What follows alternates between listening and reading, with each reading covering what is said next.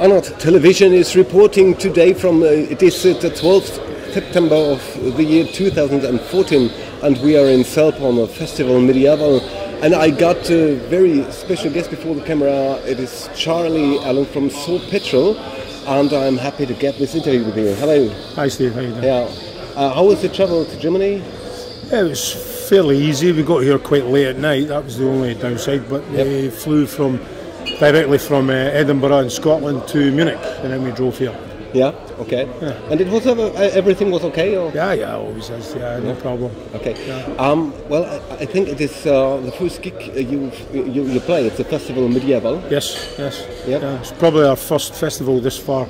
Yep. Down. Yeah. Easy. You've played many festivals and many concerts all around the world. And can you give me some impressions about the German country? Very friendly. Our first impressions were very great, and have just grown from better to better all the time. The more I think, the more known we are, also the more friendly people are towards us. I mean, now we can't go anywhere in an airport or train station where someone recognises us and comes and speaks to us, and it's great. It's great fun. Yeah.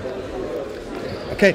I've read on Wikipedia that the idea to found Saor was coming during the filming of or the work of Gladiator. What was your trigger? Well, the trigger was I'm the chief executive of an educational charity in Scotland, and we promote Scottish culture and heritage worldwide. So the band would not have been around or even been born if it wasn't for the Clanranald Trust and the Project Duncaran.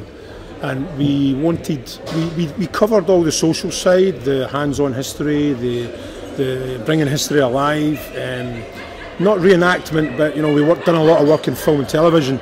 And I think the only thing we didn't have was the music. So I decided to buy a set of bagpipes, encouraged by a good friend back then, and we took them to the set of Gladiator, and I played them in the hotel in England, and probably upset a lot of people learning to play the bagpipes because it was my first time. But by the time I came home, I had 2-3 tunes under my belt, at least I thought I did, and I continued to practice and taught myself how to play the bagpipes. And the originality of Saor is we write our own music mostly. 99% of our tunes are handwritten by ourselves, and it's quite an original sound, and it's all from here and from personal experiences and historical reference and stuff like that. I think everybody can hear this too. That is truth coming from your heart. From the soul, from your heart and your soul. And you've got my biggest respect for this. Thank you. Self-educating. My wife had given me for my birthday a great Highland bagpipe lady. Okay. And she was playing for the military in Dortmund, and it was so great what she's playing. Yeah. I was testing it, and I get no sound out of it. It's a very difficult animal to play. It's particular, and the weather can affect it. If it's too hot or too dry, too damp, it can be. You really have to keep on top of them, to keep them moving, to keep them working properly, or they can really kick back. They can give you a real hard time. Have you ever played alien pipe? A small pipe? No. And the alien? No, the alien pipe. No. I had a set and I tried, but it takes too much time and effort and concentration, and I had to keep focusing on too many other things like the project, the trust, and running, helping run the charity, and my own personal life, and the band. So it's the kind of thing you really need to have a lot of time, to get into, is the alien pipe.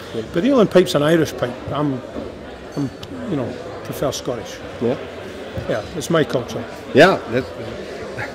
This year you are very busy with releases. I think it was 3 releases this year. Open Air Asylum, it is a live album. Yeah. Religiösen Outlander. So let's talk about Outlander. What does the listener expect?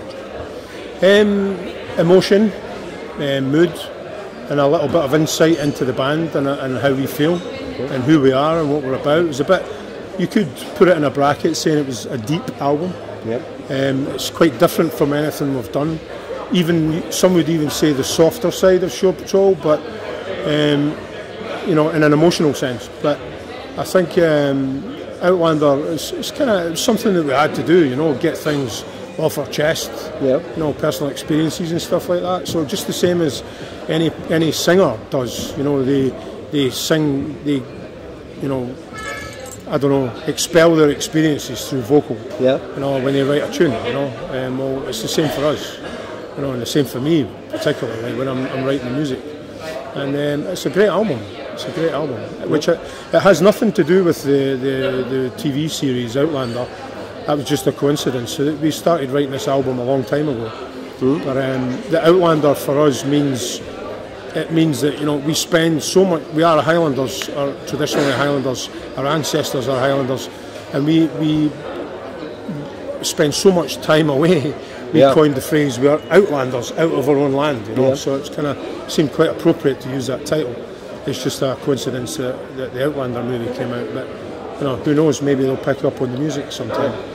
So you let flow some or many impressions of your outlanding in this album. Okay. Yeah, and you know, some of the effect it has on the road. You know, being on the road all the time has a great effect on our families and our friends and the projects that we're involved in back home. You know, and sometimes you get home, you're forever chasing your tail. You know, when some people say to us, "Oh, you're going home for some time off," it's not time off. It's just more work. Yeah, for us. You know. Okay.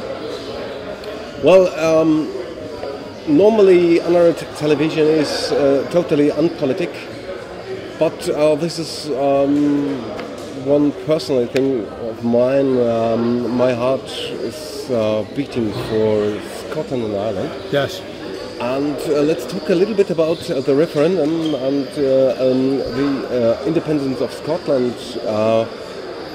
Do you have the last known, was sind die Zahlen? The results? Yeah, the results. It's looking very strong. We are actually in favour of yes. The referendum poll shows that we have a very strong chance. Last week it was neck and neck, 50-50. But I think as people have registered to vote and the actual voting begins, I think things are going to change. And it's something that Scotland's needed for a very, very long time.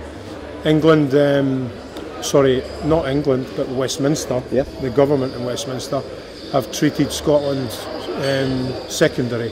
You know, they don't take Scotland into consideration in any of their views or opinions. And you know, there's a lot we could get into here. I could spend hours talking to you, telling you all the lies that we've been fed, and you know, the things they've done wrong against our society. But you know, that's not really music. The charity that I work for, they do not promote politics or religion. But as an individual, I'm a yes voter, and I've been invited next Wednesday. I have to go to the ITN studios and take part in the next debate. And I've been invited as a guest on the show, so not on the panel but in the audience. So and I'm really looking forward to that. You know, it's a great milestone in the life of Scotland's you know, history. So it's something we need to grab with both hands and take, and it will be a very sad thing if it doesn't happen. You know, so I'm with you. Okay. And thanks for being with us. Yeah. With my complete heart. Thank you. Let's talk a little bit about the Clanranald Trust for Scotland. You've talked some minutes before, and can you explain our viewers a little bit more about these, what this trust is doing in Trust? Yeah. Clanranald Trust is an educational charity. It started off with the Duncarron project in mind, which was to build a medieval fortified village as an educational facility where kids could come and actually touch and feel things. And you know, when you go into most museums, it's behind a glass case, and the kids, they look at it and they go, they get bored, and they go to the next thing, they get bored. What we find in Duncarron is when the kids come there and they experience whatever show or event we put on, they get a hands-on experience and they want to come back, and they thirst for the history, and they're like little sponges, you know, adults alike. They take in the information, you know, and I think they really enjoy it. Yeah, it's very important, and it's important to grasp things. It's a great way, and we found this by taking our education group into schools with movie props and history artifacts, and you know, and telling them about the history, all the visitors and invaders of Scotland.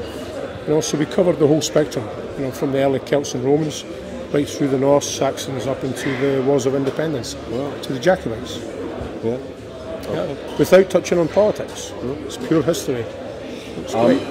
I've read it must be a very big area. That it is. It's a very big area that we cover. The Trust. We cover worldwide. We've been to Canada, America, Italy, Australia. We go everywhere. Anywhere we can that people will accept us, you know, and you know, help us get there. We go and we, you know, step into schools, put on displays, do talks, play our music. You know, it's all about our culture and heritage. Basically, we're just one big, massive cultural group. There's about easily 200 people, you know, in the UK. And we have 2 groups in Italy, 1 in Ireland, 3 in England, you know, and I'm hoping to set one up in Germany now. You know, we already have a clan in Germany.